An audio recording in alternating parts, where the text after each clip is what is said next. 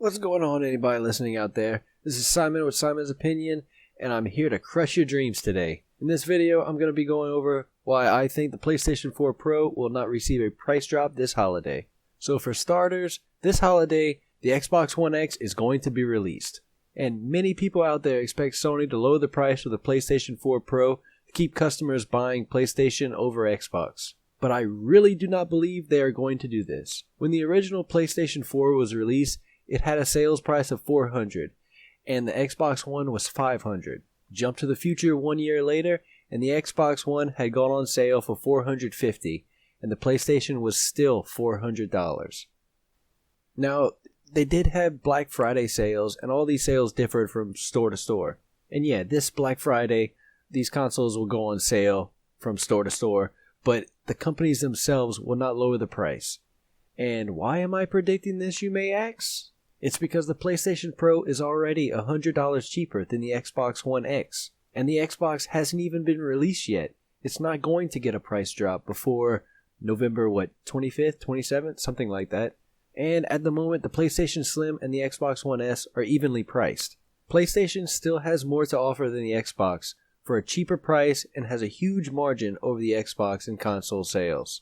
So more or less, your friends playing on a console are most likely playing on a PlayStation. So I don't think the PlayStation will lower its price because I don't see the point of it, personally. They are still the top dogs and the big players in this console war. It's the losing company that has to lower their price, not the winning one. So with that being said, I do expect to see the Xbox One S price drop. I just don't see neither the PlayStation 4 Pro or the Slim receiving a price drop outside of Black Friday or Digital Monday sales. To me, PlayStation as a company is not focusing on the present and instead looking towards the future, because their present is actually pretty damn great at the time. Now, once the X releases, maybe we'll be talking about something else. The X may sell a crazy amount of consoles, and only then will the PlayStation 4 Pro might have to lower their price. And I say might because PlayStation probably could keep the price the same and they still outsell Xbox like 4-1. But the X might sell like the Pro did, having only 2 out of every 10 Xbox players actually playing on the Xbox One X. And if that was the case, the Xbox One X would get a price drop before the PlayStation Pro did.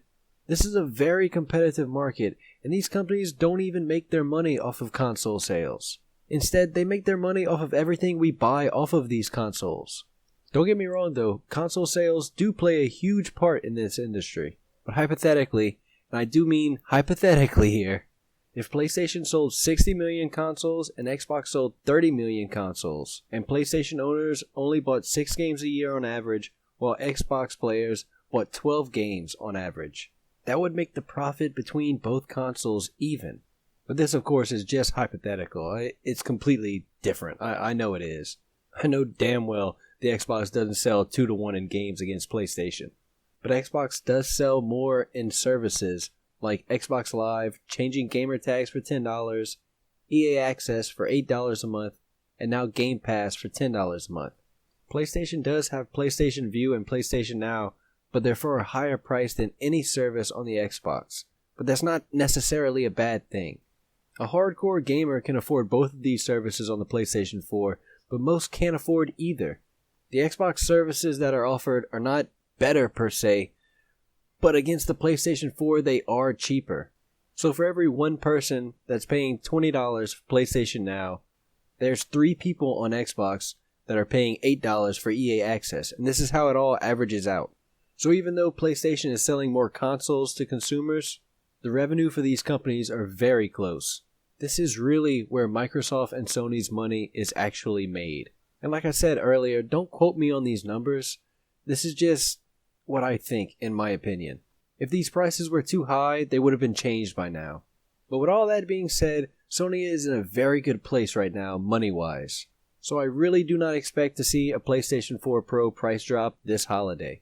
Sorry for rambling off on the end right there. It's just what I think. So if you disagree with me on this topic, just leave a comment or reach me at my Twitter and we can start up a conversation. So this is Simon with Simon's Opinion, and I really hope you did not agree with me.